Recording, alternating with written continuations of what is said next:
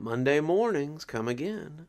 Hope you've got your coffee and a nice place to sit as I welcome you to Cozy Horror with me, Dr. Plague.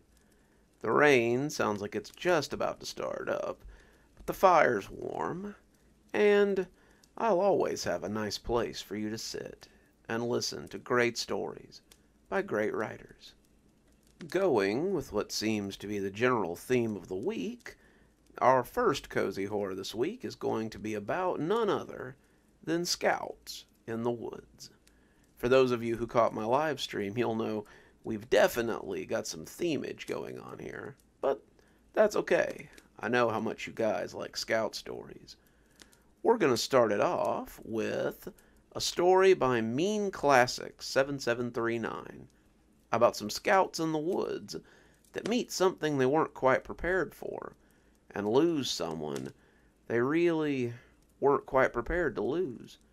So, let's find out a little more about what happened when it took Charlie. Me, Charlie Baker, and Marcus Kennedy sat by the campfire with our Cub Scout troop, 3 best friends, all enjoying each other's company. Charlie was in the middle of one of his infamous scary stories. He was always the best storyteller. Everyone could joke that one day he would become an author or something. Gosh, if only that were true. If only he'd just made it past that night. Charlie reached the climax of his story, and we all screamed as the character of the story was attacked by an axe-wielding, goat-headed man. Then it ended, and our screams of terror turned into affirmations and applause. As usual, it was a great story.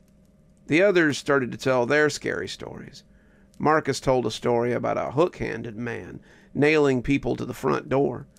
Another scout told a story about a werewolf stalking a family on the night of the full moon. But none of them matched. None of them reached the terrifying level of Charlie's story. We'd always wondered about his secret, how he'd gotten so good, but he always told us that it just came naturally to him. We didn't believe that, but it was mostly because we still hoped that we'd be as good as him someday. After a long while of sitting by the fire, I noticed Charlie slip away from the fire, exclaiming that he was tired. Not too much later, I agreed with the sentiment and retreated to our tent. It was quite a distance away from the others. I was still warm from the fire and pulled myself into my sleeping bag next to Charlie. I was out. My sleep was good, long and peaceful. That's how it should be. But it was interrupted. That night I experienced something that has haunted me to this very day. It started with me sitting up in the tent next to Charlie. I was hearing things outside, strange grunts, and what I can only describe as barking purrs. They were odd. I can't really describe it, but they almost had a bird-like quality to them. Along with the strange noises were heavy footsteps in the leaves. With every footstep, I slowly began to realize how big the thing must be. I looked around, every which way, worried about what could be outside. Bracing myself, I put a hand against the nylon wall, only to feel something press against it on the other side. I wanted to scream, but I couldn't. My body, seemingly in a state of shock, wouldn't let me move. The sounds the creature was making shifted. The barking purr-like sound slowly shifted into this low, droning growl. I shook so violently I thought I might pass out. I'd never heard anything like it. There was absolutely nothing to compare it to. With this new sound came a new, horrible, overwhelming feeling. Dread. That was the feeling that came over me. It was so incredibly all-encompassing that I couldn't move. It was so immense that I felt like I was being suffocated by the emotions. But I don't even know how that's possible. It felt like I was drowning, like one of those nightmares when you're in a car slowly sinking deeper and deeper into the ocean. You know, there's nothing you can do to escape, so You just sit there and shake, dreading your inevitable death. That was the feeling that came over me in that tent. Then another sensation hit me. It wasn't a feeling, it was like something much worse, something much more physical. The smell. The putrid smell of the thing almost made me want to puke. It smelled like a massive dumpster of burning trash. But there was something else there, too. The horrible smell of something dead, something rotting. It smelled like how I'd always thought a skunk would smell. A wet, dead, horrible smell that just makes you wish to never smell again. I wanted to cover my mouth, but I was so afraid I just sat there, drowning in fear and that horrid aroma. I listened to heavy footsteps patrolling around the tent. They rustled the dry leaves and broke branches. It kept going in a concentric circle that slowly seemed to close in on the tent. Suddenly, I began to regret putting our tent so far away from the others. That afternoon, I'd convinced Charlie to help me move it farther from the others. We both liked to go to sleep early and hated being kept up by the other scouts' endless chatter. It was getting closer. Its heavy footsteps grew louder and louder. I imagined the thing growing larger and larger, seeming to feed off my fear. I shook. I wanted to be anywhere but here. I wanted to escape, to see my mom, my dad, my brothers, anyone, and anywhere but here. Then I heard things begin to drag against the nylon of the tent. It sounded scratchy and weird. It sounded similar to nails on a chalkboard, mixed with the sound of dragging your nails on a piece of nylon. The noise of the dragging on the nylon was so shrill it stung my ears, but I was so frozen with dread and fear that I couldn't do anything. I didn't reach to cover them, afraid somehow that it would know I'd moved. I felt weak. I wanted to do something, to move, to scream, but my petrified body refused. I felt lightheaded. I felt sick to my stomach. The smell, the sound, the fear, it all felt so overwhelming. It lasted hours. The whole time I felt I was on the verge of puking or screaming, but I could do nothing but sit there and listen. At some point, a light drizzle began. At first, I hoped that it might drown out the horrible sound, but it might also protect me from the unknown that I so desperately did not want to face. Instead, it just added to the cacophony of horror and terror. It felt like I was on my breaking point. I still sat there, absolutely petrified. My eyes followed the footsteps as they slowly made their way around the tent. Each heavy thump sent a shiver down my spine, reminding me of the immense size and power of whatever horrible thing was out there. That's when I heard it, the sound of ripping nylon. I looked to see something cutting through the tent wall along the zipper. Or, I don't know if cutting would be the right word. It was more like an exact rip from a cut. I looked to see what it was, but it was too dark. I watched the dark shape slowly rip further and further down until there was a gash from top to bottom of the tent. I shook so violently that I had to assume the thing or the person knew I was there. Once the large gash had been made, something dark started to make its way into the tent. I looked, but the smell intensified as it approached. The smell was so bad that my eyes watered. It was such a thick, overpowering smell that it was choking me. I felt like I could taste it, and it was horrendous. I endured through the pain of my tears and looked once more. I saw it began to come inside. It was very large, very hairy. From the small amount I could see, it looked to be a limb. It reached into the tent, seemingly being careful not to let any more of its body in. Its limb, its arms, slunk further and further in, and I almost wanted to throw up. That thing, that arm, was way too big, way too long.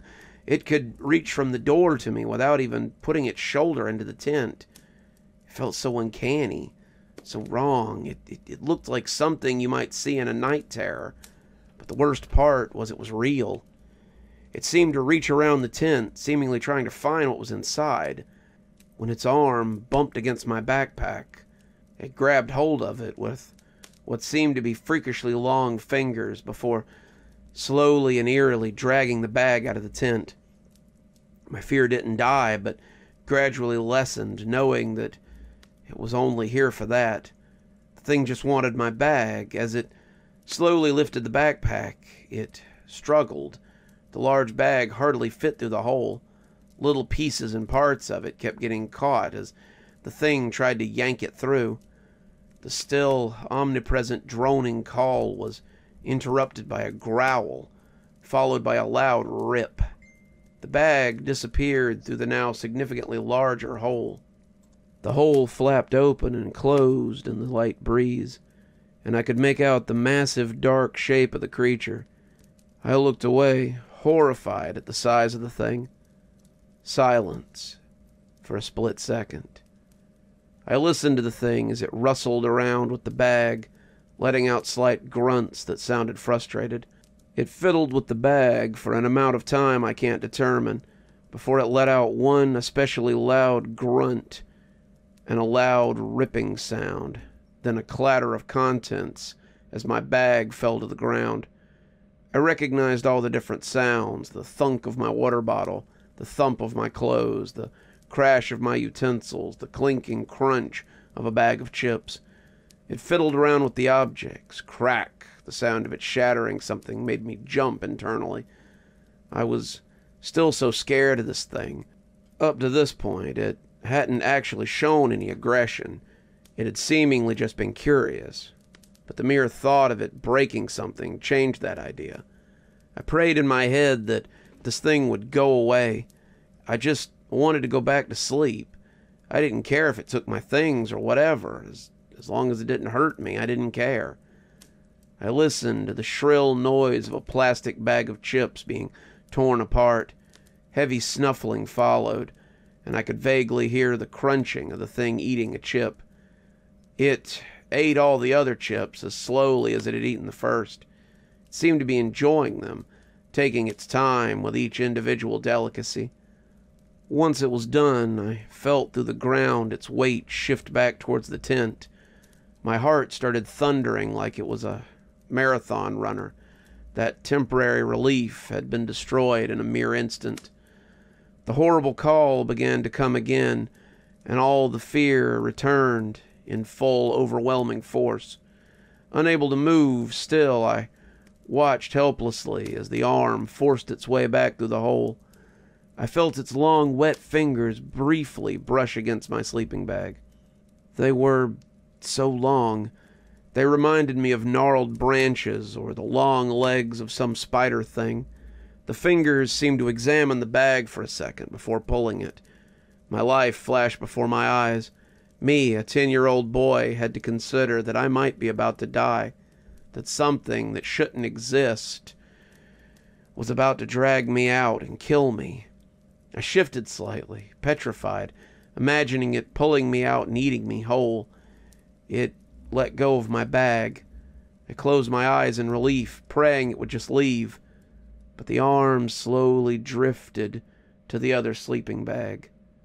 Charlie. I'd been so terrified that I didn't even think about him, so occupied with my own well-being that I hadn't thought of my best friend. He lay next to me, still sleeping soundly with a slight grin on his face. I wanted to do something, to say something, but I could do nothing but stare as the thing began to grab at the end of his sleeping bag.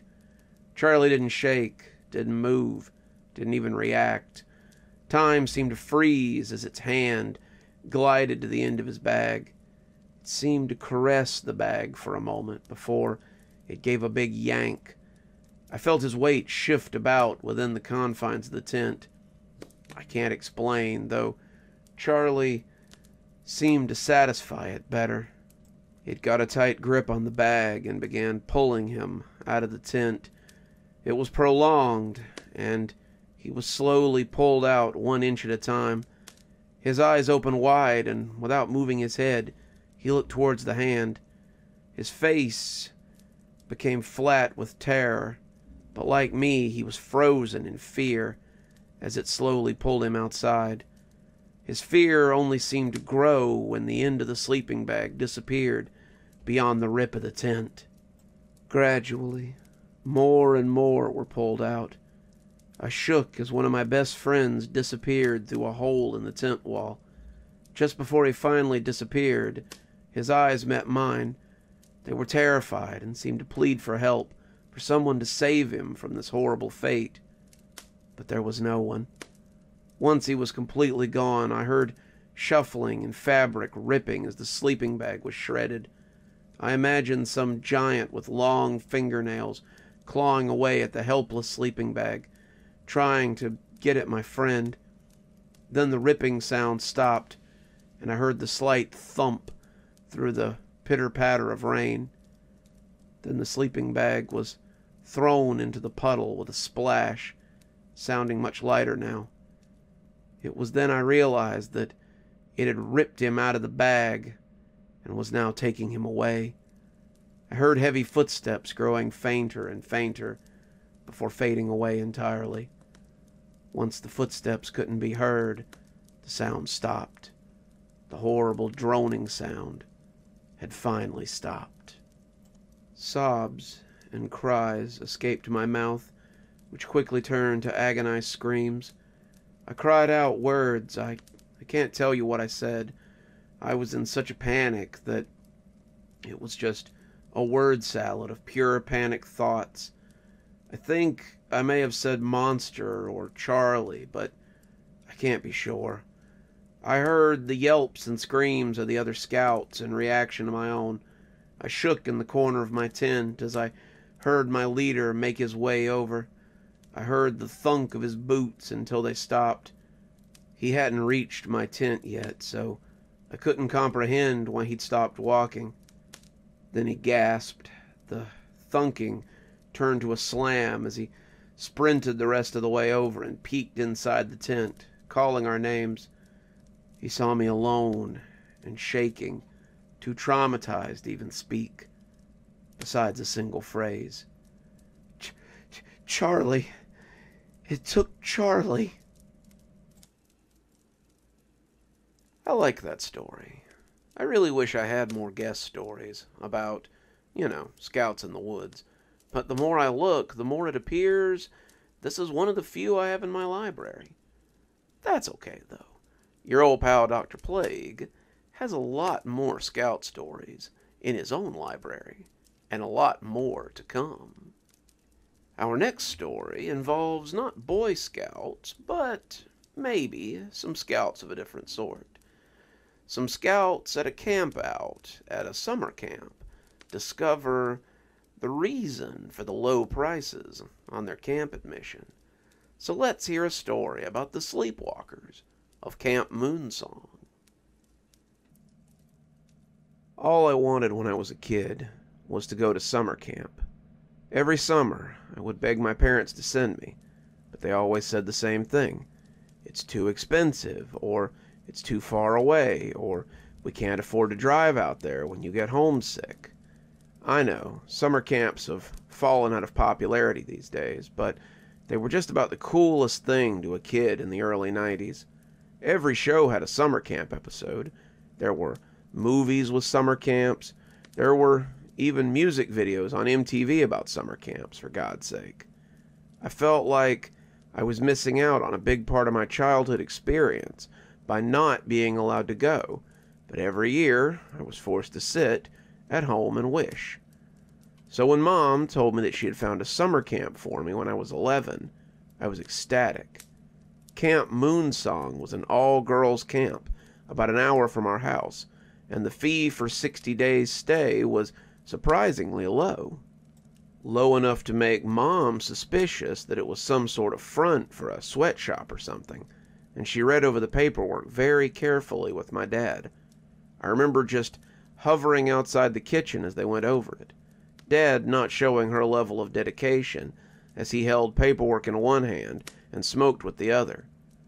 They talk about not being responsible for injuries or accidents a lot in this stuff, I remember Mom saying, and then sighing when Dad scoffed. They're just being careful, Wendy. Sounds perfect, honestly. She's been begging to go to one for years. If we don't send her before 13, I think she'll miss her chance. You know, 12's usually the cutoff on these kinds of things. They discussed it for a while, and when they finally came and said I could go, I was overjoyed.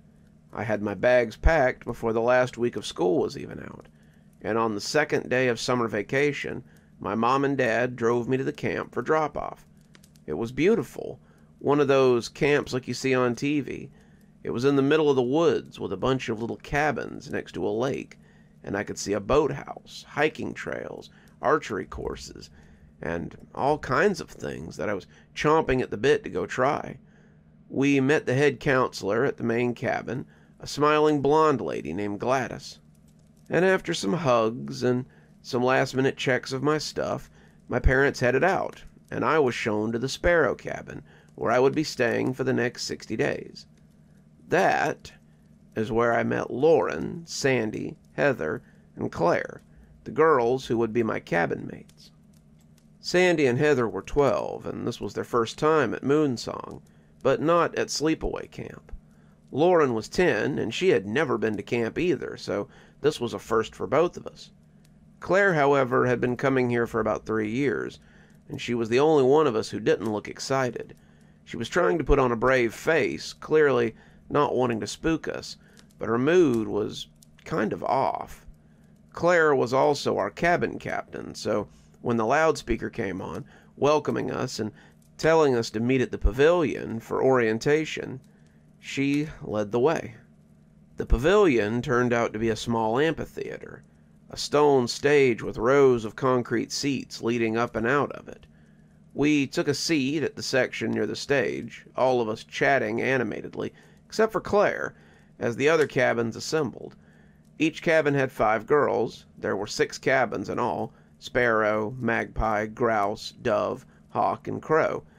They had all spread out a little, giving each cabin room to gather, and as we all sat chattering, the camp counselors arrived to start the orientation. "Welcome, welcome, welcome, campers," said Gladys, her voice echoing off the stone benches, "and welcome to another exciting year at Camp Moonsong." There were a few other adults on the stage, and she introduced them as the activity directors. There was a counselor for swimming, canoeing, archery, hiking, nature studies, physical challenges, and arts and crafts. Gladys told us how our daily schedules would be posted on the bulletin board outside of our cabins at first light, and that each day would end with a marshmallow roast at the fire pit. "And don't forget, the fire pit is where we choose that night's sleepwalker," she said, something that brought nothing but polite claps from some of the campers. I saw more than a few of them that looked like Claire when she said it, and I realized there might be something a little strange at work here. Our first activity was archery, so Claire took us back to the cabin to get ready. "So, what's with the sleepwalker thing?" I asked, Heather chiming in as well as Claire went to go get a shirt that was a little more comfy. "It's nothing," she said, stripping out of her polo and slipping on a t-shirt. "It's just something that Camp Moonsong does. It doesn't mean anything. It's just tradition." "What do you mean?" I asked, the 4 of us falling in behind her as we headed for the range. She made a frustrated noise, rounding on us angrily. Just don't worry about it. If you're lucky, it won't be a problem anyway. There's 30 of us. The chances are good that a few of you might never have to see it," she said, the last more to herself than anything. "See what?" I asked, but she ignored me as we came to the archery course. We had archery, arts and crafts, and a trip to the lake that day, and by the time the sun set and the bonfire sprang to life, I found I'd quite forgotten about the sleepwalker. We spent a while roasting and eating marshmallows, singing songs, telling spooky stories, and then I saw Gladys step close to the fire with a box that rattled a little. Some of the girls looked at it ominously, Claire among them, but Gladys was all smiles. "Okay, campers, it's time to pick tonight's sleepwalker. You returning campers know how it works. If you reach into the box and draw out the black ball, you're tonight's sleepwalker." I snorted, not quite sure why this had some of them so worried. What, were they gonna come and scare us in our cabin if one of us drew the black ball? Would we have to scare people? What was this, I wondered, because it all seemed kind of ridiculous. The box had barely gone through 5 people when a girl of about 8 got the black ball. It was clearly her first time here because she seemed pleased but mystified as she handed Gladys back the ball. Gladys asked what her name was and then announced that Brenda was the summer's first sleepwalker. After that, we all went back to our cabins, even Brenda, and I remember sitting up a little with the other girls and whispering about how silly it all was. Were they trying to scare us or something? "Ooh, sleepwalkers," we all said as we laughed, but when Claire told us to go to sleep, she said something that took the starch out of our sheets. "Wait till tomorrow morning, then we'll see if you still think it's funny." She was right. The bugle woke us up the next morning, and we all shuffled to breakfast in the mess hall. Amidst the chomps of cereal, toast, eggs, and bacon, I heard someone sniffling loudly. It wasn't normal sniffling, like the kind you get from someone being homesick. This was different, and I didn't have words for it yet. I do now that I've grown up a little. It's the hopeless kind of sniffling from someone who's lost something they can't get back, like a mother or a wife crying for a husband or a child. I glanced over at the crow table and saw that it was Brenda. She looked terrible, like she hadn't slept at all, and the circles under her eyes looked more like bruises. She wasn't eating, despite how the girls in her cabin tried to coax her, and her eyes seemed to weep constantly. The crow table was next to ours, and she seemed to be telling them in between sobs that she wanted to go home. They were trying to talk her out of it, saying that the chances were low that she would draw it again, and after a few days she would forget all that she had seen. I didn't exactly know what to make of them, but I would learn. For the next week and a half, I watched as different girls drew the black ball. The ones who had been here before took it better than the new ones, and the new ones were always in tears the next day. Because of how the schedules were set up, we really didn't have a lot of interaction with the other cabins. We lived with the girls in our cabin, but outside of meals and the fire pit, we didn't see the others during the day. Most of them stuck pretty close to their groups during the periods in between activities, and none of them wanted to talk about what was going on if you asked them. Then, about a week and a half after Brenda drew the ball, Heather drew out the jet black sphere and was that night's sleepwalker.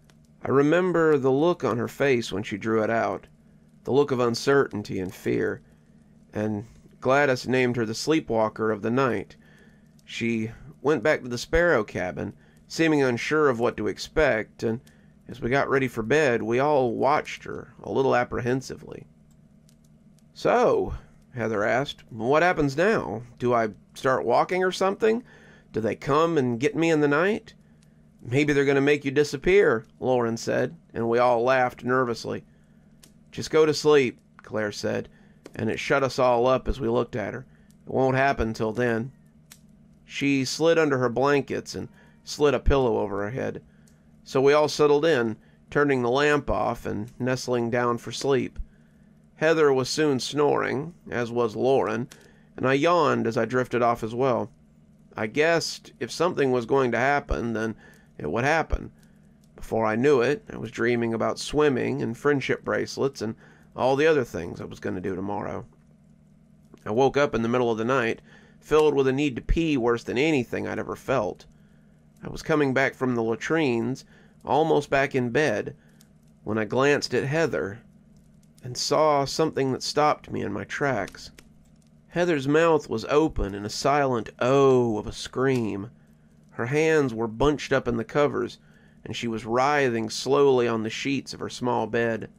Her eyes were closed, shut tight like they might be locked that way, and she sucked in breath like she might be screaming in whatever dream she was having. I woke the others, showing them what was happening, and When Sandy reached out to shake her, Claire grabbed her by the wrist. "It won't do any good, and it could make it worse. You just have to let her get over it on her own." "But we can't just leave her like this. She's in pain," Sandy said. "She could be in more pain if you wake her up. She'll come out of this at dawn, so just let her be." We went back to bed, none of us but Claire sleeping, and when the sun came up, Heather came awake, shaking like someone who's been startled badly.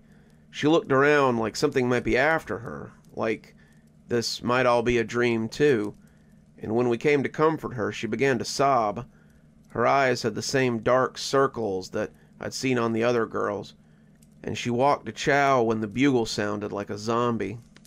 She didn't eat breakfast, and when I asked her what she dreamed about, Claire shot me a nasty look. "We don't talk about it. The worst thing you can do is to make her relive it." "But if we know what happens when you're the sleepwalker, if you're lucky," Claire said, talking over me as my voice rose, "you'll never have to find out." "No," Heather said suddenly. "No, I want to talk about it." Claire got a pained look. "You don't have to. I know what it's like. It's not something you should have to relive." "Wait," I said, putting something together that I should have a while ago. "You knew this was going to happen, and you didn't warn us. Why didn't you say something?" "'Cause it wouldn't have done any good," Claire said. "Knowing it's coming doesn't make it any easier. It's terrible, no matter if it's the first time or the 5th. I got chosen twice last year. The knowing doesn't matter. It's terrible, every time." "Do you want to know or not?" Heather said, turning to us angrily. "'Cause I'm only going to tell it once, and then I never want to talk about it again." We said we did, and she got a faraway look as she began. "I was in the woods. It was night, and everything was dark. Then I felt something watching me, something like a tiger or a bear or something. It was big, whatever it was, because when it roared, it shook all the trees around me. I started running through the woods as fast as I could. You say I was in bed, but my legs ache and my arms feel the pine needles that slashed at them. I ran and ran and ran, but it never seemed to catch me. It was always just out of sight, just out of reach. And the farther I ran, the more afraid I got. After a while, I felt like I was going crazy. I was so scared, so absolutely terrified, and it just never ended. Then, just as the sun came up, I heard it roar, and I heard the trees rustle as it jumped, and I fell down as something heavy hit me. Then I woke up, and you guys were standing there looking at me." She started crying then, and Claire gave her a hug as she assured her that it was over. She was safe now. Needless to say, Heather decided to stay in when we saw it was our turn to hike today. She'd spent a whole night in the woods and saw no reason to spend another hour looking at nature. That's how it went that summer. Every night we drew the balls from the box, and every night it was some girl's turn to spend it in a state of terror. Sandy got her turn, Laura too. Even Claire had to suffer it one night. But never me. Some of the girls went twice, but I seemed to be immune to the black ball. It never chose me. If it hadn't been for the team challenge, I would never have experienced it.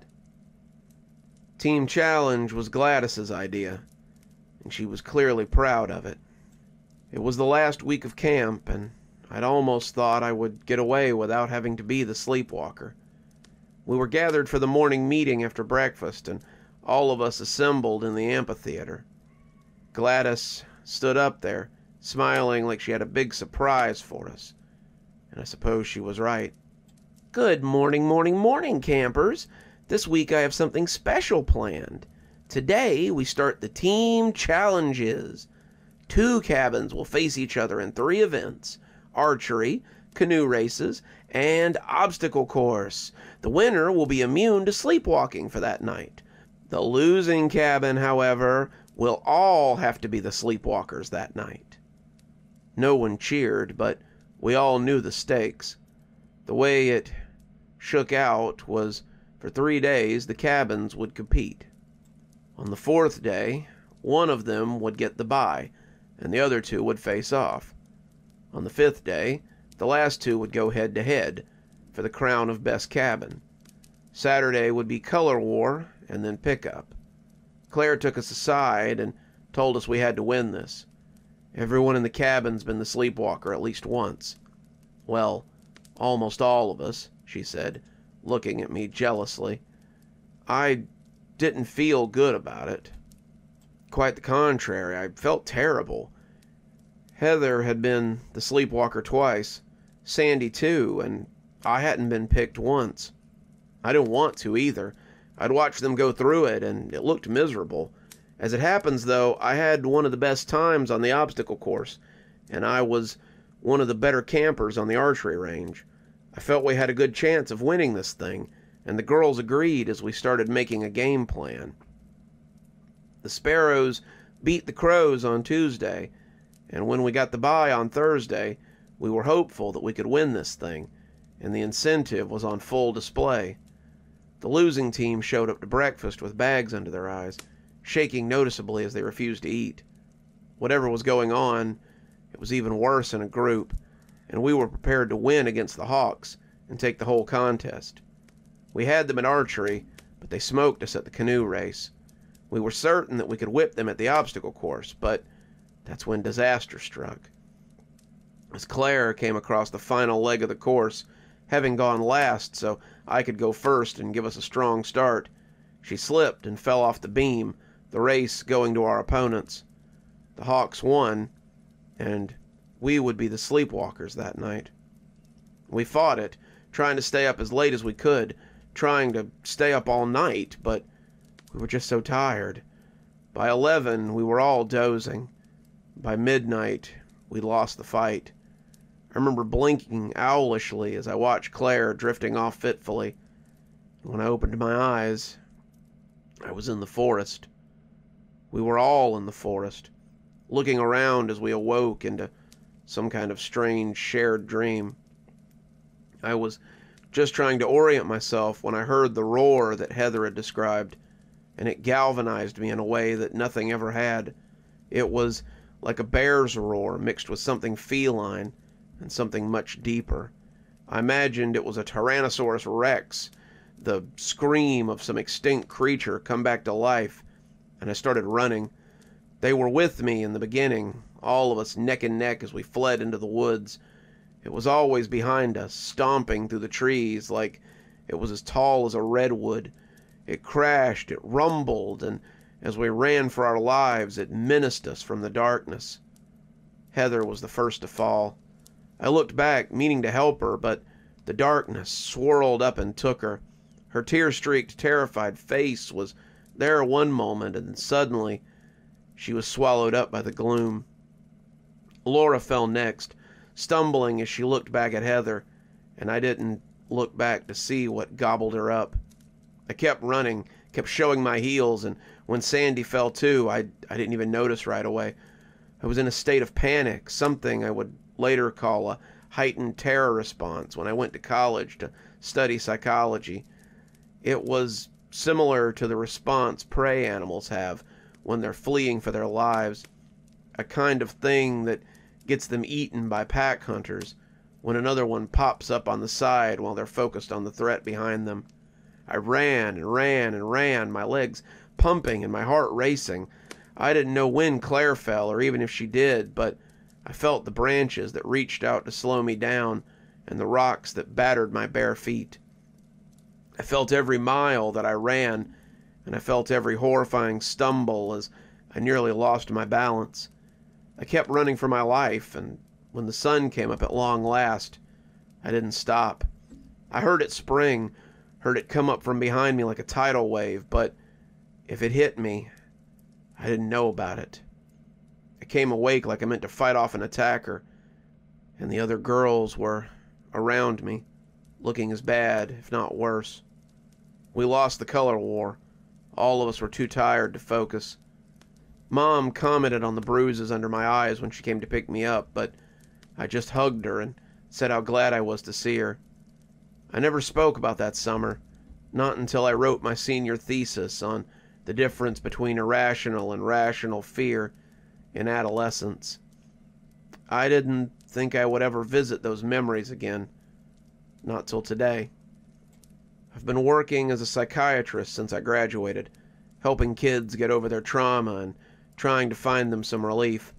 Most of it's normal stuff, divorcing parents or concerned about their school friends.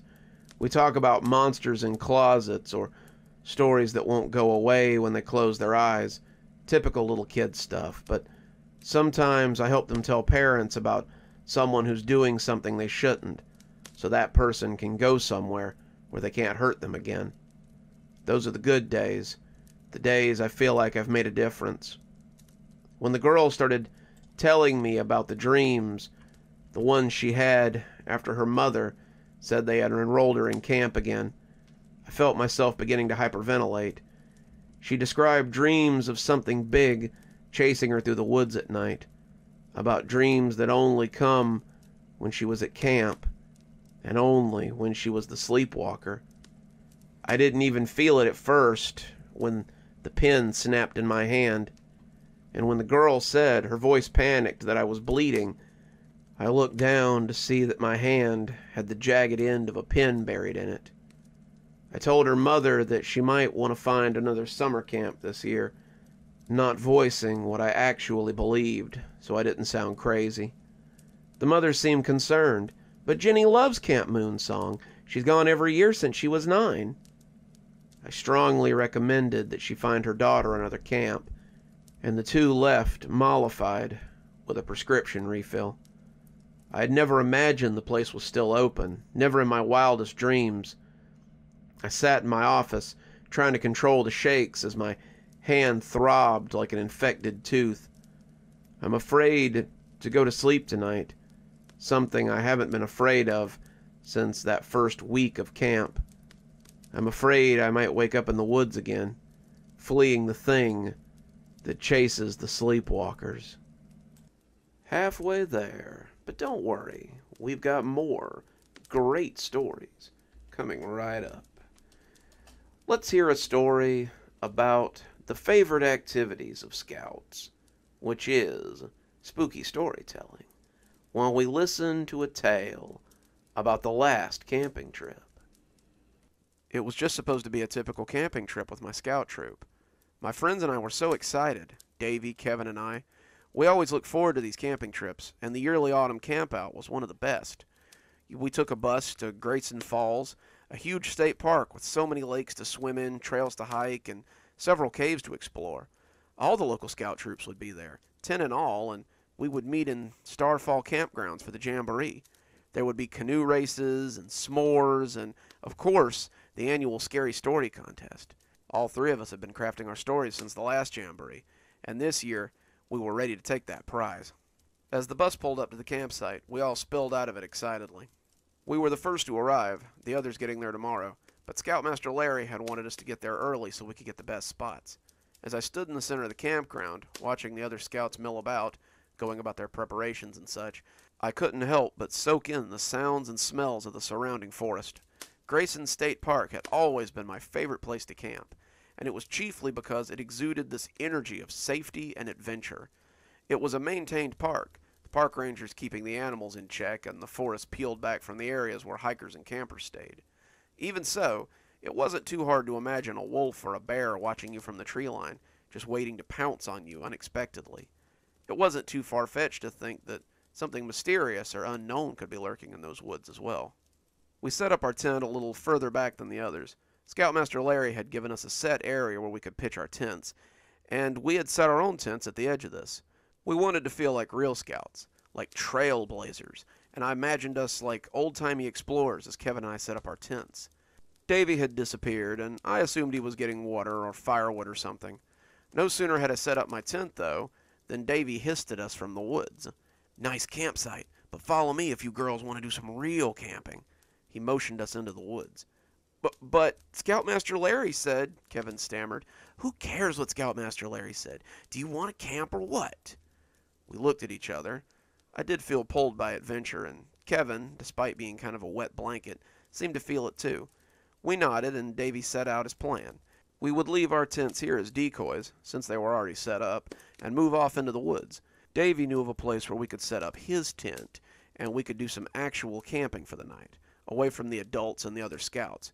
It would be like camping on our own, being explorers and roughing it for real. But what if they come looking for us? Kevin asked.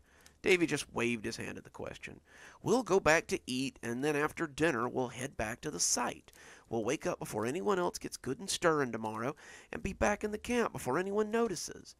I had to admit, it wasn't a bad plan. We would strike our camp after tonight, and rejoin the jamboree tomorrow as the others arrived. No one would miss us for one night, not with so many other scouts around. Kevin and I agreed to go look at the campsite first, wanting to see where he had put it before committing to staying the night there. As we plunged into the forest, Davy led the way. We took no trail, our feet following new ground as they led us to the campsite. As we went, I felt as though I could feel something watching us. It was still early afternoon, and the forest was alive with the sounds of nature, but this tickling on the back of my neck felt a little sinister somehow. I turned to glance around as we went, but I saw nothing more dangerous than a blue jay or a squirrel. I decided I was being silly, and caught up with Kevin and Davy as we headed for our secret campsite. Even Kevin had to admit that the campsite was pretty cool. It was set in a small clearing, and complete with a fire pit that led me to believe that other scouts had used this site before. His tent almost looked out of place here, and I could just imagine scouts before us sleeping under the stars in sleeping bags. Davy asked us what we thought, and I could see that both of us were sold on the idea. We had agreed to come back after dinner, and thus we returned to the group. The rest of the day went fairly uneventfully. We returned to find a hike about to begin, so we tagged along as Scoutmaster Larry showed us nature's glory. We were a little nervous that they might happen upon our campsite, but the hike took us around the nearby creek and up to a natural waterfall that led from the lake nearby.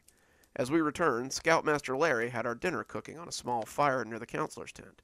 We set about preparing for the meal, and soon we were all stretched out on the grass eating campfire stew and hardtack bread. As we ate, Scoutmaster Larry laid out the day's events for tomorrow's jamboree. It would be a whole day of canoe races, decathlon contests, and all of it capped off by the scary story reading and the s'more roast. All of us were chattering quietly as we headed off to bed, the sun setting behind us as the three of us pretended to head to our tents. As the sun set low, we moved into the woods and made our way to our campground. As we followed Davy into the woods, I began to hear something strange in the surrounding green. It started as an overriding noise, making Kevin and Davy hard to hear even at close proximity. Davy was too excited to even acknowledge it at first, but I saw Kevin shooting furtive looks into the surrounding woods. The sounds of the forest seemed to be higher than I had ever heard them, and the deeper we went, the louder it seemed to become. The birds sounded like a flock, squawking and chattering animatedly to each other, and many of them sounded like species not even native to the region. As scouts, we were taught to identify local birds. It's for a badge, and many of these sounded different from the finches and quails you usually heard this time of year. I heard deer grunting and the yowls of cats, the growls of a bear, and even the throaty howl of a wolf. The strangest thing of all is, it wasn't the sound or the presence of non-native animals that had me scared. The strangest thing was that each cry was exactly the same. Same sound, same volume, same everything. The others could hear it too, but they were pretending they couldn't for some reason. We could all hear the sounds of animals, all of them much too loud. Kevin was starting to cry. Davy kept insisting that once we made it to the campsite, everything would be okay. He was pulling Kevin along now, Davy's hand wrapped around his wrist. Kevin was nearly frozen with fear, and I could see his eyes shining as he was half drugged through the trail. When we reached the tent, we all went straight in, not daring to even start a fire. We huddled in our tent, Kevin hyperventilating, as Davy and I peeked through the flap. The forest was still very loud, very populated, but it seemed to stop at our campsite. It was like a song heard from behind a door. You know the song, but the words are muffled. We watched the woods, both of us agreeing that we couldn't go back. We would have to stay the night, and Davy thought that we should probably sleep in shifts, too. There's definitely something out there. If we sleep in shifts, we can catch it if it tries to sneak up on us. I agreed, but for the moment, the two of us just watched the woods. The noises were moving away, like a troupe of actors on the move, and Kevin came to join us as well. We spent an hour just watching the woods, and I was surprised when I looked over to find Kevin snoring in the corner. The adrenaline was kicking out, and we were all getting tired. I told Davy I was going to lie down as well, but I just couldn't get comfortable. I was so tired, but my mind wouldn't shut off. I lay there, angrily tossing for what felt like hours, and that was probably why I heard them. I had just started to doze off when the first of the voices scraped across my senses. I woke up to find Davy and Kevin stirring, roused by the voices outside the tent as well. They were familiar voices, campers and scoutmasters we knew, all of them calling our names. They were out in the woods at night searching for us, and their voices clattered through the dark wilderness in a jarring way. They were too loud somehow, disturbing the perfect silence of the night. They also seemed wrong, like the animal sounds from earlier. Each of them was the exact same name, called in the exact same way, again and again.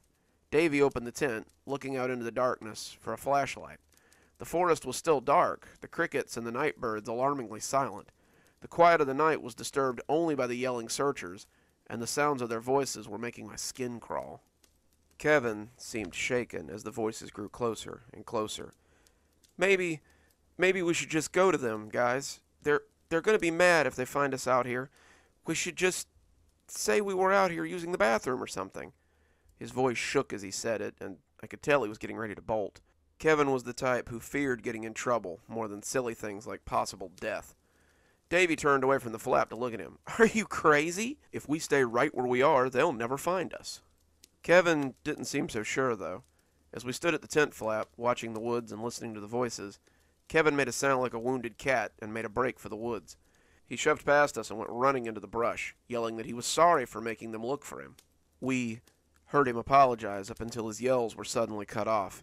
He was stammering apologies one minute, and the next, he was silent as the grave. Davy and I stood looking out into the woods, shuddering in the sudden stillness that held sway across the dark green world. Then, as suddenly as they had stopped, the voices began again. We could hear Kevin's voice amongst them, calling for us to come out. Davy, I said, both of us still looking out into the woods, my eyes having just realized something my brain should have a long time ago. If they're out there looking for us, why don't they have flashlights? Davy contemplated this, and it seemed to scare him just as much as it scared me. We went back inside, huddling in our tent as the voices grew closer and closer. Davy zipped up the doorway and walked backwards into the suddenly flimsy canvas tent. He seemed afraid to turn his back to the doorway and just sort of stood in the middle as he kept his eyes fixed on the secured opening. I hunkered in my sleeping bag, listening to the voices call our names as they came closer and closer. Davy shuddered, cocking his head like a dog who hears a noise. He suddenly took a step back towards the door, and I yelled at him to get away from there. I hunkered down in my sleeping bag, hearing the voices calling our names, and my tears were wet as they slid nakedly down my face. We were trapped out here, alone, with no one to help us. Why hadn't we just stayed with the others? I sunk deeper into my bag, hoping I would wake up to find out this had all been a dream and feel silly for letting it scare me. I opened my eyes as the zipper door slid open. I looked out to find Davy standing in the doorway, looking at the voices that seemed to surround our tent. I begged him to close it, begged him to come back, but he only glanced back at me, almost apologetically. The moon cast his face in stark relief, turning him into a carved totem, and then he turned and stepped out into the night. He left the tent open, and I heard him scream as whatever was calling to us got him. His scream was high and long, cutting through the monotonous calling like an axe through a melon. It cut off at the peak of his terror, and the sound of it ending made me bunch down in the sleeping bag all the more. The next time I heard his voice was when it joined that frightening chorus, all of them now calling for me. I put my hands over my ears, trying to block them out. I wanted them to stop. I wanted this all to be over, and I sat shuddering, suddenly becoming aware that I couldn't hear anything. I pulled my hands away from my ears, slowly at first, and heard nothing but the silence of the outside night. I looked at the flap of the tent and found only the soft rustle of the fabric against the zipper as I began to worm my way out of my warm cocoon. I got about half out when suddenly they were all around me. Their hands pushed at the walls of the tent. Their faces were canvas-covered masks as they tried to push their way inside. I could see their terrible features and hear their ragged breathing as they all shoved at the thin barrier of my tent. There were so many of them, adults, children, animals, and others who resembled nothing so much as skeletons with vaguely human shapes. A shadow fell onto the floor of my dwelling, and I looked to see one framed in the doorway. I zipped my sleeping bag shut then, and hunkered down at the bottom, a snail trapped inside its shell. Outside I could hear the monotonous voices surrounding me again, moving in for the kill as I shuddered at the bottom of my sleeping bag. When I heard the metallic zipper, I knew I was done for. The creature sank its face into the mouth of the sleeping bag, and I cowered as its bony lips peeled back in a mirthless smile. It opened its mouth. It screamed my name, lunging at me with its bony teeth, its pale white skull luminescent in the darkness. I died with the sound of my own name fighting against the rippling scream that rode up my throat. The scouts around the fire looked at me as though I was from another planet. The campfire was the only sound, the logs crackling merrily as the collected troops sat looking at me as I stood in the story circle. Even some of the scoutmasters looked a little rattled by my story, but slowly they started to clap. Scoutmaster Larry clapped the loudest, shaking his hand as he approached. "Now I see why you wanted to go last. That would have been a hard story to top. I think we can agree which story wins this year's Jamboree Short Story Contest." The applause picked up then, and Davy slugged me in the arm as I sat back down. "Can't believe you kept that to yourself all week. I thought Kevin was going to pee his pants." "Was not," Kevin said petulantly, though he looked a little pale, nonetheless. I smiled. Storytelling was something I was good at, and it was always nice to be recognized for my talents. I let my mind slip into the woods around us, hearing the call of a night bird and the whimper of the wind. Perhaps there was something like that out in the woods of the state park. Who could say what lurked in the deep pockets that surrounded areas made for man? I felt myself shiver a little as the wind pushed a sound across my senses, a lonesome sound that sounded eerily like my name. My audience might not be the only one having trouble sleeping tonight. I think we'll end out strong with a two-parter, which was one of my first endeavors at Scout Horror. I think I did a pretty good job, though I guess you guys will have to be the judge of that. Let's hear about another long-time Scout exploit. Let's cozy up and hear some campfire stories.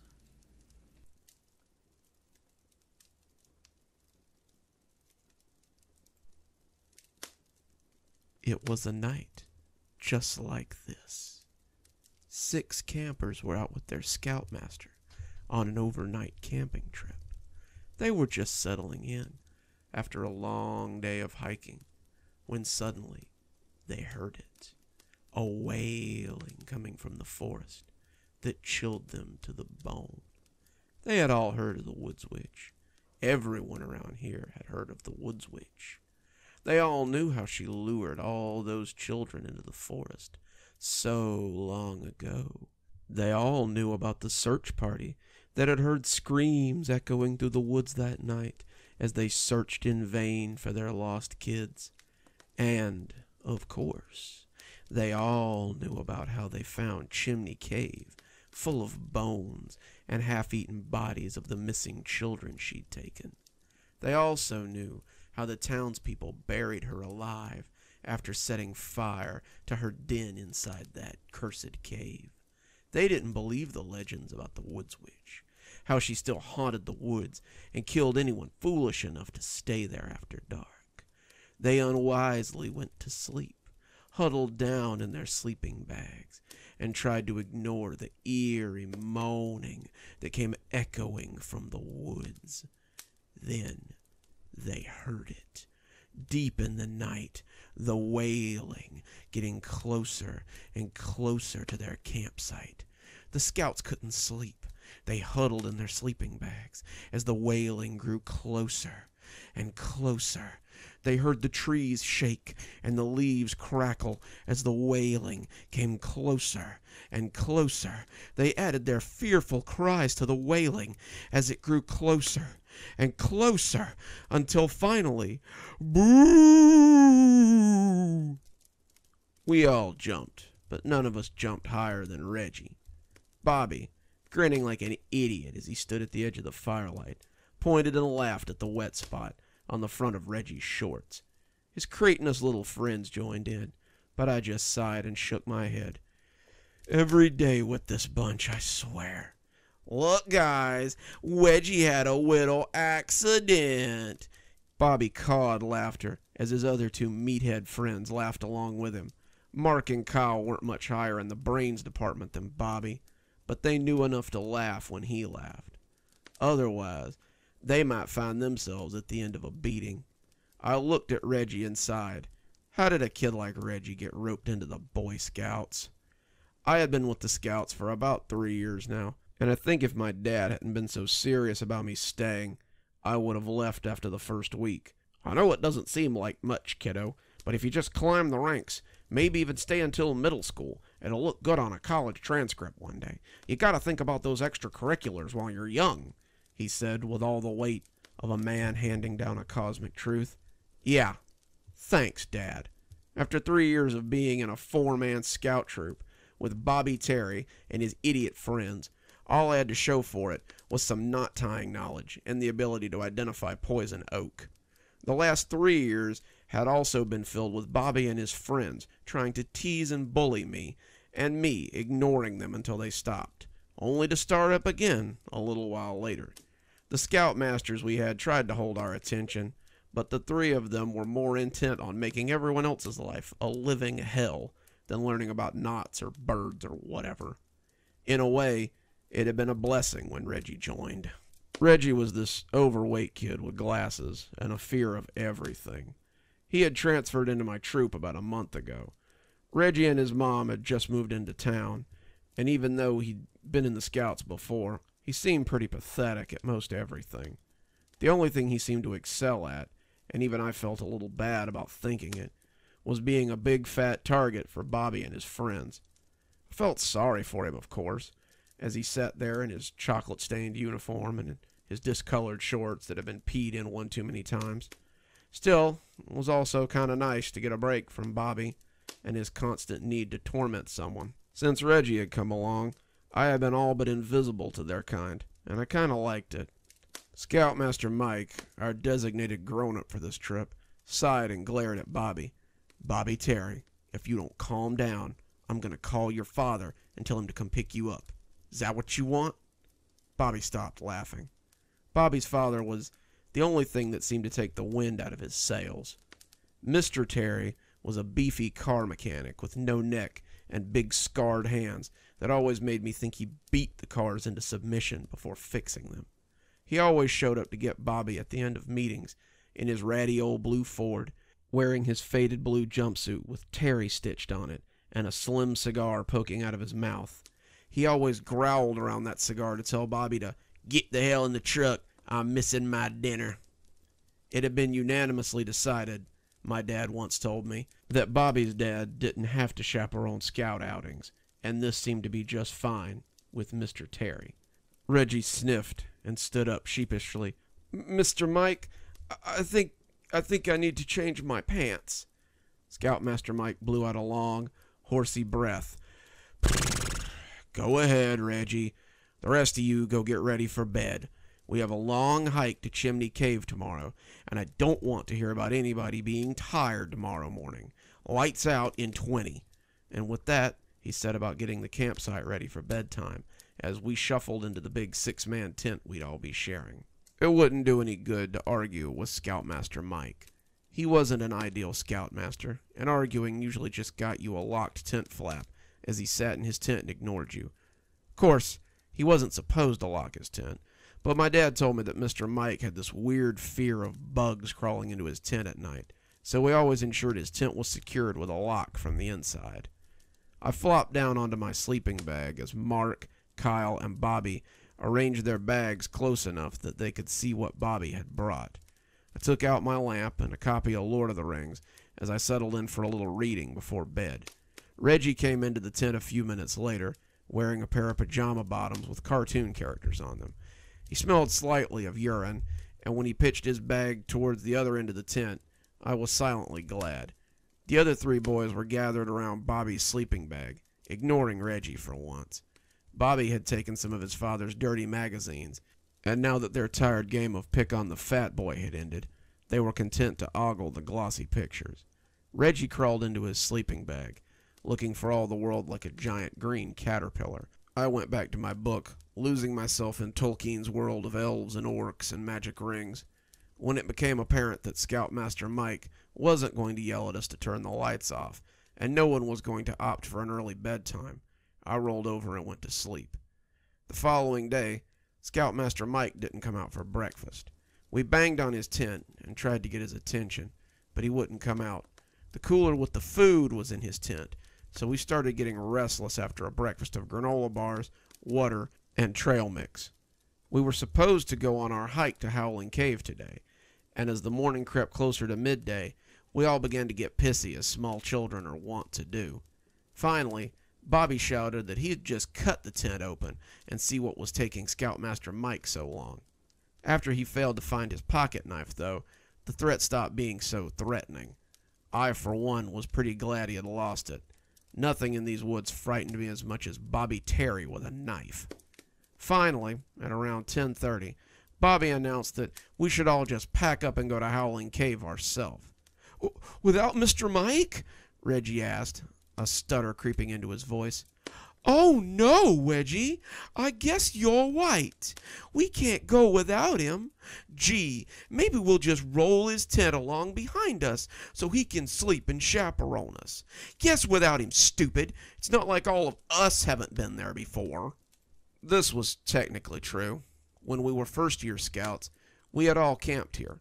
Scoutmaster Eddie had taken us up to Howling Cave and let us explore it a little. I remember being disappointed, because none of us found out why it was called Howling Cave. At the age of 6, I thought it was because wolves lived there, and I wanted to find one so I could keep him as a pet. Bobby had also pushed Kyle off a rock shelf while horsing around, so we had to leave before exploring all the tunnels. If we went by ourselves, though... I put a few things in my pack, and as Bobby and his friends headed out, I tagged along behind them. Bobby noticed me at once. "You coming too, Squints?" he asked, bringing out his old nickname for the occasion. "As long as you don't get lost, I guess," I said. We hadn't gone far when a loud, running, huffing figure came up to join us in our travels. Reggie had thrown on his bulging knapsack, and it looked like he was prepared for a week on the Appalachian Trail. His mother had packed half a pharmacy and 2/3 of a Sears camping department into it. He was now running after us like the devil himself was in pursuit, clanking and shaking all the while. Bobby sneered at him, but replaced the sneer with a big cheesy grin when he came blustering up to join us. "Oh, good! You made it, Wedgie. This hike just wouldn't be the same without you," he said in a saccharine, sweet voice. The rest of the hike was spent with Bobby and his friends having a whispered conversation that I did not like. Despite what I'd said earlier, there was no chance of us getting lost. We may not have been in a state park or anything, but Howling Cave doubled as a trailhead for a branch of the Appalachian Trail, and there were markers all along the way. The hike was an easy one, half a mile up to the cave on fairly level terrain through the cool shadows of the woods. Bobby and his friends led the way, and Reggie and I were relegated to picking up the rear as we went along. I had expected Reggie to slow us down or start whining like he usually did, but he kept pace somehow and seemed pretty comfortable as we rolled along. Even so, there was sweat standing out on all of us by the time we got to Howling Cave. The entrance yawned like a hungry mouth, and as we stepped into the coolness of the cavern, we were plunged into near darkness in no time. Flashlights winked on, and we swept them around the big entrance cave, the ceiling hanging like a waiting predator. The beams fell on a series of tunnels. The tunnels were called the Roots, and the cave we were in was called the Trunk. Many of the trails met up and cut back to the Trunk, with only a few of them ending in dead ends. A ranger, or whoever was in charge of keeping the bears and things out of this popular tourist destination, had nailed a plaque up on the wall that showed the tunnel's various routes and intersections. We were all looking at the map when we heard the wail. It was otherworldly, like a banshee's cry, and it seemed to slice through the trunk like a knife through butter. We all looked up at the sound, and Reggie wasn't the only one who looked a little scared. We all stood perfectly still for a count of 5, before Reggie voiced what we were all thinking. What was that?" "Maybe," Bobby said, a sly grin stretching his face, "it was the woods witch who lives in this cave. She smelled your dinner rolls and got hungry, wedgie. Bobby turned suddenly and grabbed a double handful of the boy's large and overflowing gut. Reggie screamed and tried to pull away, but Bobby had him in a firm grip and cackled madly as he pinched and pulled at the fat rolls. Reggie finally pulled away, and as he stumbled, sobbing, to the stone floor, I found myself reaching to help him up. "Knock it off, Bobby," I said, already tired of this crap. "Can't you stop being a jerk for 5 seconds?" Bobby oohed comically. "Look here, guys, I think Squint's found himself a boyfriend." They laughed, but I ignored them as we started down the closest trail. Anything to get away from Bobby and his little asshole brigade. I wasn't surprised when Reggie tagged along. The fat boy kept pace behind me easily, but I ignored him as we walked. I took paths at random, pretending to look at the cave formations and other natural wonders as they fell into my flashlight beam. We walked in silence for a while, the tunnels becoming slightly claustrophobic, before he thanked me for standing up for him. I guess no one had ever really stood up for Reggie before, because he seemed unsure of himself as he tripped over his hastily constructed thank you. That Bobby is a real asshole," he finished, and then covered his mouth like he'd committed blasphemy. I laughed a little. I couldn't help it. He can be. Just stand up for yourself. Maybe he'll stop. Reggie chuckled. "Maybe he'll rip my head off," he said, his voice low.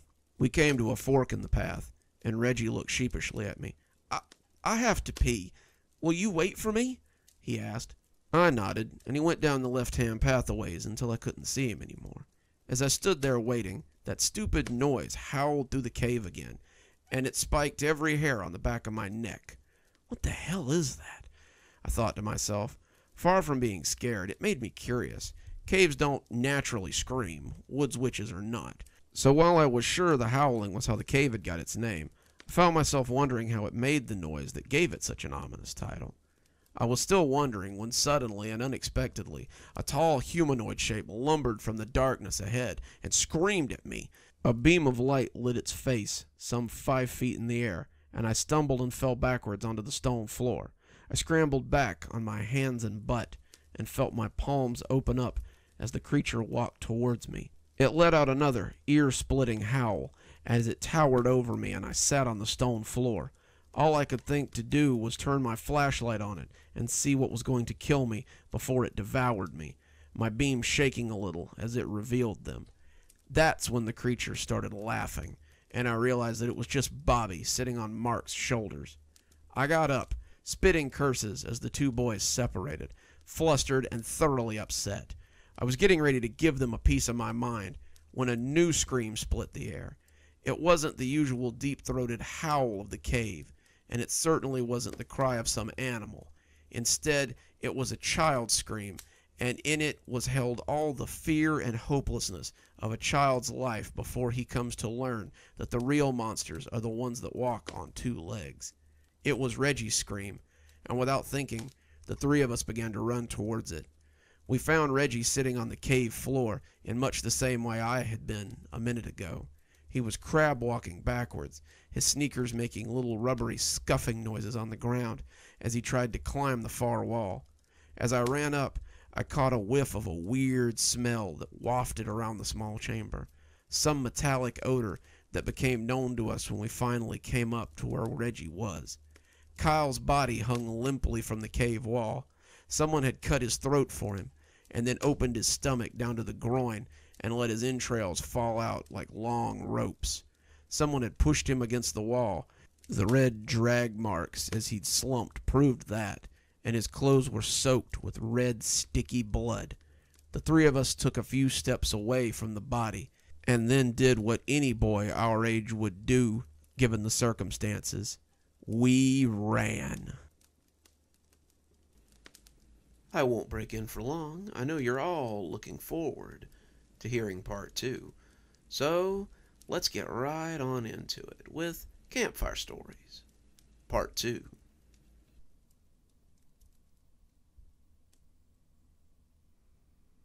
The earlier trip from the camp to the cave took about 30 minutes, but I'm pretty sure we got back to the campsite in under 10. I'm still a little dazed as to how we got out of the cave so fast. As we reached the familiar tents and fire pit, though, We collapsed into huffing piles of winded flesh. Reggie began throwing up noisily into the fire pit. None of us commented on it. I felt like heaving myself, and Bobby looked like he might start throwing up or crying any minute. I guess seeing your friend gutted like a trout is a little different than drowning kittens in a sack. Isn't it, Bobby? We need to tell someone, Reggie huffed as he wiped the vomit from his shiny lips. Bobby sat up and moved towards Scoutmaster Mike's tent again. He still hadn't emerged from it, and it was getting on about midday. That fact had started to scare us. Bobby pushed on the tent flap, but it was still locked from the inside. We all started pushing on the tent and yelling for Scoutmaster Mike to get up and help us, but he never even stirred inside his fortress of canvas. Bobby became angry as his shoves and screams failed to rouse the Scoutmaster, and went off to our tent to get something to cut it open with. 5 minutes later, he came out even angrier. "All right, which one of you assholes stole my knife?" he asked, his red face starting to darken as he rounded on all of us. "I bet it was you, Wedgie," he said, pushing the fat boy down so he could tower over him. "I bet you were the one that killed Kyle, too, didn't you? You were the one who screamed. You were the one who found the body, and I bet you stole my knife so you could pin it all on me, didn't you?" Bobby was screaming at him now, and Reggie's sobs had a distinctly scared tone to them. I stepped between them as I had before the fight could escalate any further. "This isn't helping, Bobby. We need to get Scoutmaster Mike up so he can call the police and get some help out here." Bobby turned his attention to me, and I wasn't sure that I wanted it. "And how do you suggest we do that, huh? He's probably got his earplugs in again, so the creepy crawlies don't crawl into his brain while he's asleep. You remember last year, right?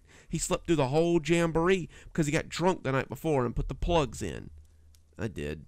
Scoutmaster Mike was pretty well known for getting drunk and sleeping through his duties, but we still needed him, despite his shortcomings.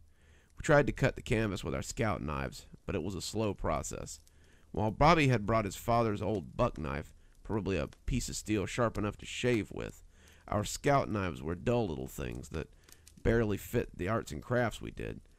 Finally, after 10 minutes of hacking and digging, we worried a hole in the side of the canvas and let out an odor that smelled strangely familiar. Scoutmaster Mike was in there, all right, and he'd been done the same way Kyle had. His throat cut, his entrails spilled out, his face a mask of terror and disbelief. We all flinched away from the tent in unison as the hole exposed the grisly scene within. With nowhere else to run from this awful scene, we went back to our tent and zipped the door shut. We all huddled in the corner as far from the zippered opening as we could get, and at that moment, all past feuds were forgotten, all past crimes were forgiven, and we were in that instant a united force. I'm not sure how long we sat there shivering, but it was creeping towards evening when Reggie moved towards the cooler to get something to drink. His moving seemed to break the spell over us, and suddenly we were all preparing for dinner or getting water bottles and granola bars. I pulled out my map as we ate and set it between us. "Okay, so here's where we are. The road is miles from our campsite.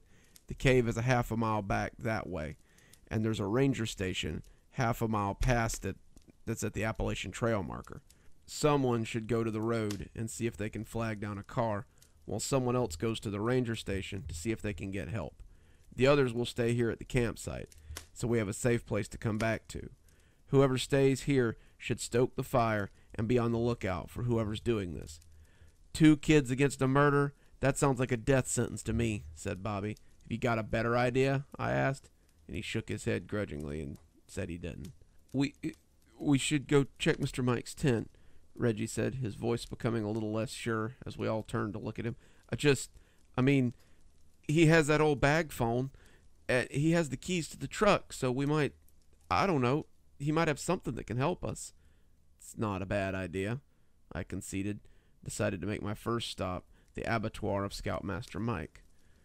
It was becoming shadowy as we ripped the tent open and stepped in. The smell of blood was everywhere, and Scoutmaster Mike lay in his sleeping bag like an overripe pea that has burst its pod.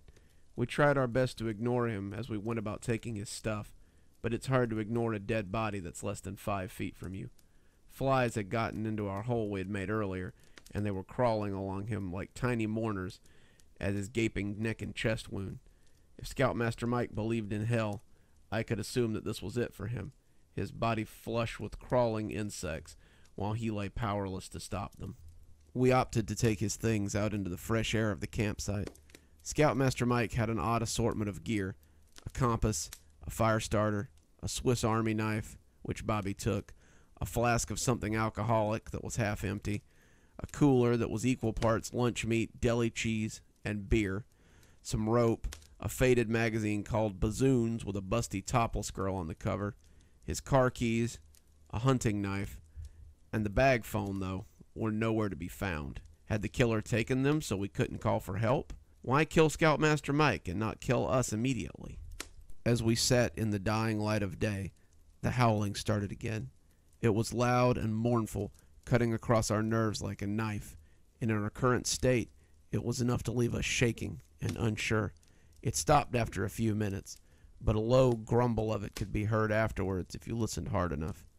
As the sun went down and the howling grumbled at the edges of our hearing, I could almost believe that the woods witch, and not some murderous psycho, was responsible for all of this. Almost. "I'll go to the ranger station," I said, getting up before I could think better of it. "Bobby, why don't you go to the road and try to flag down a car and see if you can find someone to help us?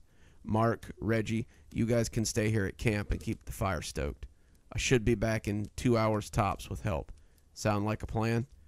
I had expected a token argument from Bobby, but it never came up. He just nodded, slipping the knife into his pocket and going towards the road. Reggie begged to go with me, but I told him to stay here with Mark and keep watch.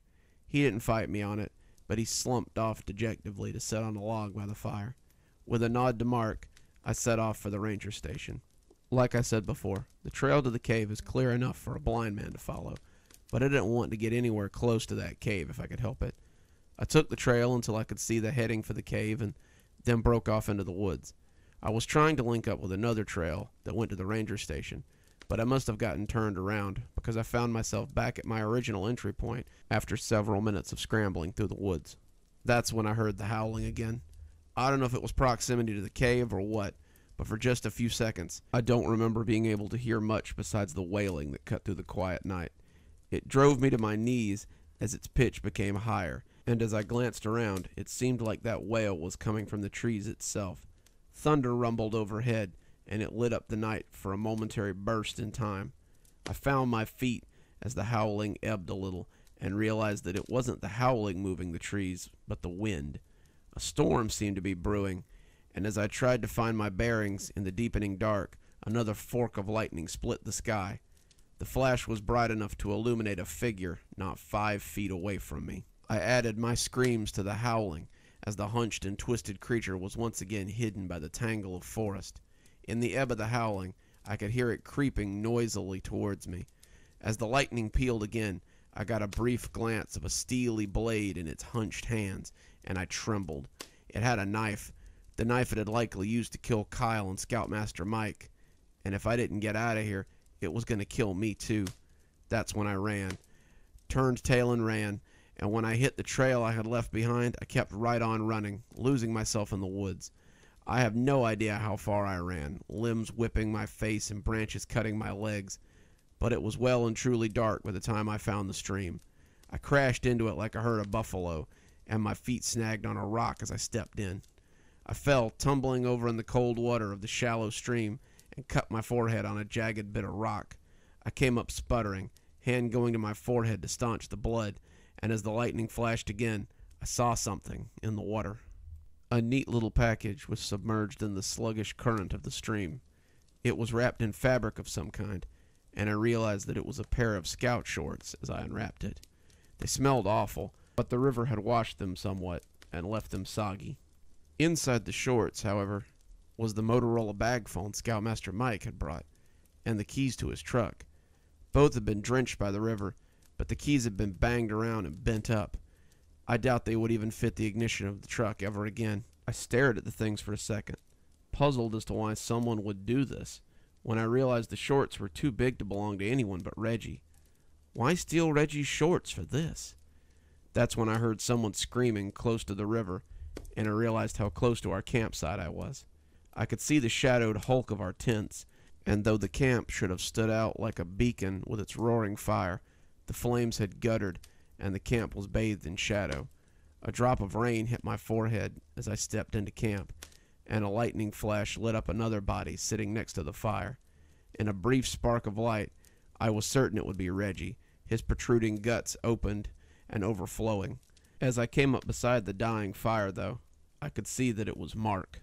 He'd been done like the others. I felt tears on my face as I knelt beside him. Mark was a shit like Kyle had been a shit, but they were still kids. Kids aren't supposed to die like this. Kids are supposed to languish in the idea of immortality until we realize in our teenage years just how fragile we are, which brings about adulthood. No child out on a campout should have to face the idea that his life might be bled out next to his cook fire, and Mark was certainly no exception. Mark had wanted to be a baseball player, a dream a lot of little boys have. Though I didn't know him very well, I felt like certainly he deserved better than this. When someone suddenly grabbed my hand, I felt my bladder let go as I pissed my pants. Mark's hand was slick with his blood, but he clung to life even as it leaked out of him. His breathing was jagged and watery, but he seemed determined to impart some wisdom before he died. He put his other hand on the torn opening of his throat and croaked out a single word. Bobby. Bobby? Bobby did this to you? But Mark shook his head in a small, jerking way. Bobby, gone. Reggie, cave, went. Help him. He sputtered out the last with a gout of blood as he flopped back lifeless. I sat with him until he died. Then I made my way to Howling Cave.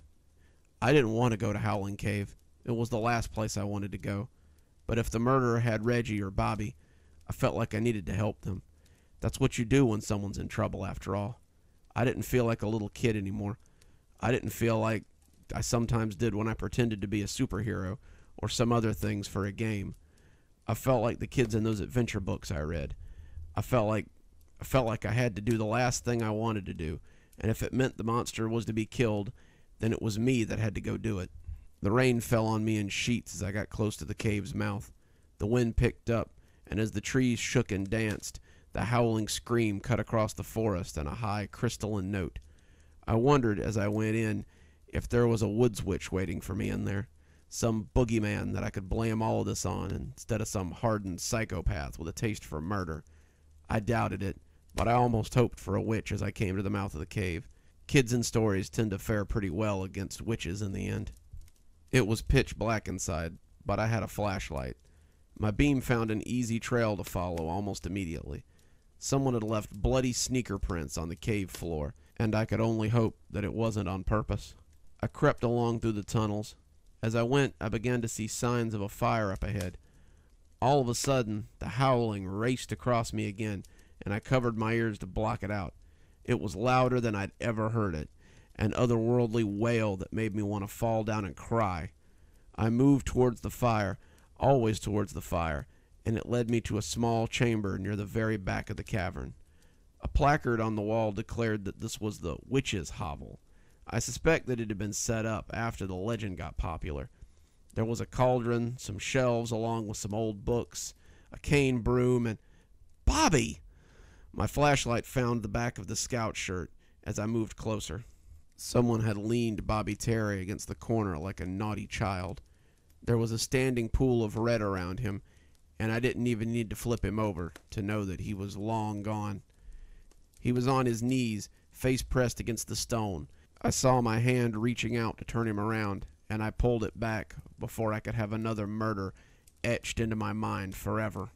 I heard footsteps behind me then, and flipped around to find the last person I'd expected. Reggie? He smiled at me, and my flashlight glinted off the knife in his hand. All things considered, he was really none the worse for wear, though the bloodstains on his uniform looked fresh enough to make me think he'd gotten wounded. When the howling started again, I looked up towards the ceiling and felt stupid for ever being afraid. The placement of the hovel in the chamber was pretty smart on someone's part, because the chimney-like opening at the top of the cave made the howling sound I'd heard when the wind blew across it. The howling and the wailing had been nothing but a big bottle for the wind to blow across. The revelation distracted me from Reggie, and it almost cost me my life. I was honestly hoping you'd make it out. You're the first person in this situation that's ever been genuinely nice to me, and I appreciate that. I really do," he said before snaking forward and trying to slice me with the knife. I stepped back from him. The blade cut a long gash in the front of my uniform, but never hit the skin. I took another step back and analyzed this new Reggie. This wasn't the soft-spoken, scared little boy from the camp who pissed his pants and shrunk from bullies. This Reggie was a competent, crafty creature who waddled less and stalked more. He looked at me like an artist who's sizing up marble for his next sculpture, like a painter who's trying to winkle the next masterpiece from his canvas, a writer wheedling the next bestseller from the aether, or a predator contemplating his next meal. I thought about running, but he was blocking the only exit. I could juke around him maybe, but he'd proven himself to be very quick already. I found myself backing up, Reggie walking towards me with all the ease of a B-movie slasher. Suddenly my heels struck something on the floor, and I tripped. I cursed myself mentally as I fell, and Reggie stalked in, easy as you please, as I crab-walked backwards. "Why, Reggie? Why would you do this?" Reggie seemed to think about it for a minute. "'Cause I can." The knife opened up my stomach in a single slash, and as his entrails spilled out, the witch laughed and laughed, having claimed yet another victim. The police would later find the bodies of the scouts and their scoutmaster, but no sign of the weapon or the killer would ever be discovered. To this day, they say you can hear the witch's unearthly howl on quiet nights, and those who sleep within her woods may find themselves to be her next victim. The campers sat around the fire with big moony eyes as I finished the story, and they all glanced around as the fire crackled, trying to get a glimpse of the woods witch before she got them. The woods suddenly caught a pine knot, and the loud crack made all of them jump before laughing at their own jitters. The 7 scouts, none of them older than I had been when I first stepped into the woods, discussed the story in low whispers amongst themselves. A pudgy, freckled-faced scout with the unfortunate name of Davy spoke up just as I thought they were all about to settle in for the night and drift to their tents. "Scoutmaster Rawson, is there really a woods witch?" One of them, a tow-headed kid named Ken, who reminded me a little of Bobby Terry, guffawed loudly and made a rude noise. "Little Davy's scared of the woods witch. It's just a story, Nimrod." Actually, my own scoutmaster told us about the woods witch when I camped in the woods. It's a local legend that's supposed to have some historical fact. "Though I doubt she still lives anywhere around here," I said. Davy looked a little relieved as he put another marshmallow on his stick and held it out over the fire. "Thanks, Scoutmaster Rawson." "Call me Reggie," I said, smiling. "All my friends used to." And just like that, our stories have come to an end for another day. But don't be sad. I'm sure we'll see each other again very soon for more Cozy Horror. Until then, this is Dr. Plague, wishing you a wonderful day and a spooky evening.